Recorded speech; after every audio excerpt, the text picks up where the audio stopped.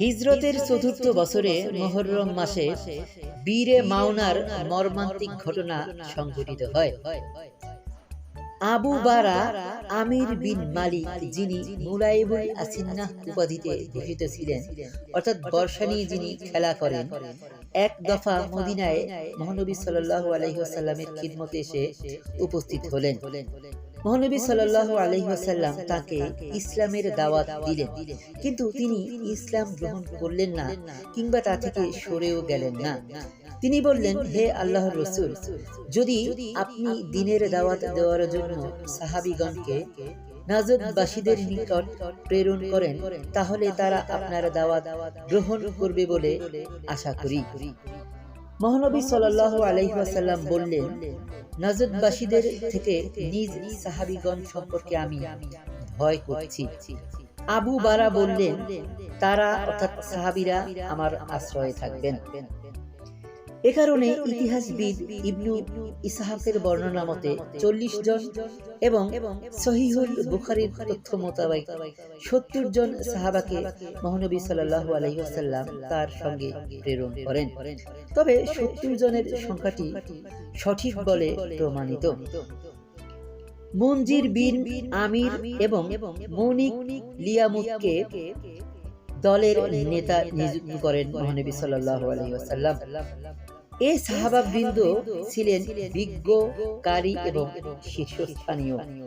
তারা দিবাভাগে জঙ্গল থেকে জ্বালানি সংগ্রহ করে তার বিনিময়ে আহলে সুফাদের জন্য খাদ্য ক্রয় করতেন ও কুরআন শিক্ষা করতেন এবং শিক্ষা দিতেন, এবং রাত্রিবেলা আল্লাহর সমীপে মোনাজাত ও সালাতের জন্য দণ্ডায়মান থাকতেন।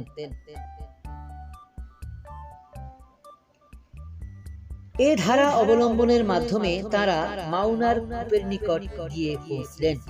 এই কূপটি বনু আমির এবং হাররাহ বনু সুলাইমের মধ্যস্থলে অবস্থিত ছিল। সেই স্থানে শিবির স্থাপনের পর এ সাহাবীগণ উম্মু সুলাইমের ভ্রাতা হারাম বিন মিলহানকে মহানবী সাল্লাল্লাহু আলাইহি ওয়াসাল্লামের পত্র সহ আল্লাহর শত্রু আমির বিন তোফাইলের নিকট প্রেরণ করেন। কিন্তু পত্রটি পাঠ করা তো দূরের কথা, তার ইঙ্গিতে এক ব্যক্তি হারামকে পেছন থেকে এত জোরে বর্ষা দ্বারা আঘাত করল যে দেহের অপর দিক দিয়ে ফুটা হয়ে বের হয়ে গেল। বর্ষা বিদ্ধ রক্তাক্ত দেহি হারাম বলে উঠলেন, আল্লাহ মহান, কাবার প্রভুর কসম, আমি কৃতকার্য হয়েছি। এরপর পরই আল্লাহর শত্রু আমির অবশিষ্ট সাহাবাদের আক্রমণ করার জন্য তার গোত্র বনু আমিরকে আহ্বান জানালো। কিন্তু যেহেতু তারা আবু বারার আশ্রয়ে ছিলেন, সেহেতু তারা সেই আহ্বানে সাড়া দিলেন না। এদিক থেকে সাড়া না পেয়ে সে বনু সুলাইমকে আহ্বান জানালো।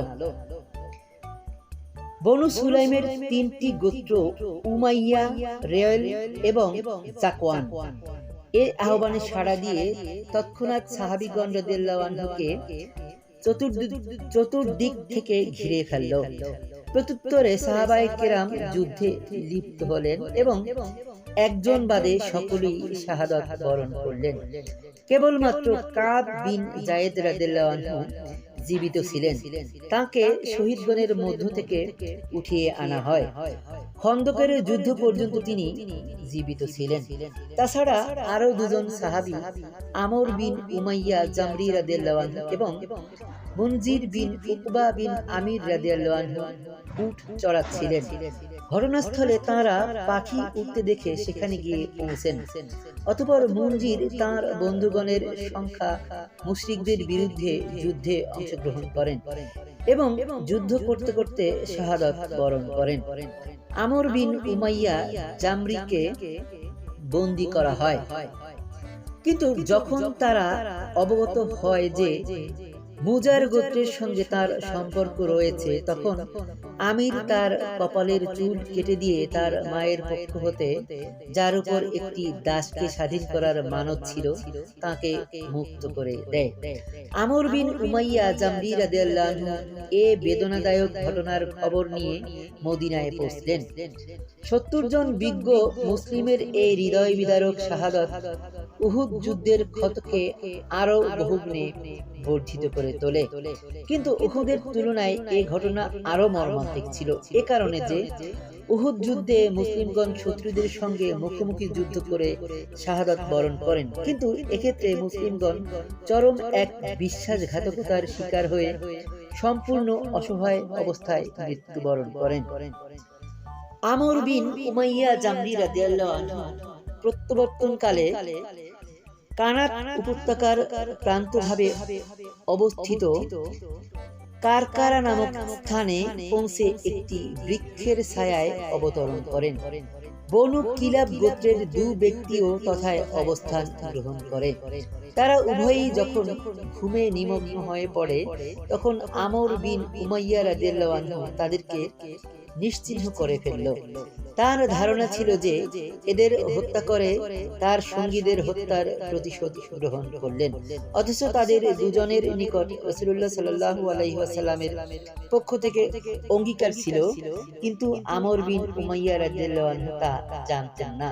কাজেই মদিনায় প্রত্যাবর্তনের পর যখন তিনি রাসূলুল্লাহ সাল্লাল্লাহু আলাইহি ওয়াসাল্লামকে ব্যাপারটি অবহিত করেন, তখন তিনি বললেন যে, তুমি এমন দুজনকে হত্যা করেছো যাদের শোণিত পাতের খেসারত অবশ্যই আমাকে করতে হবে।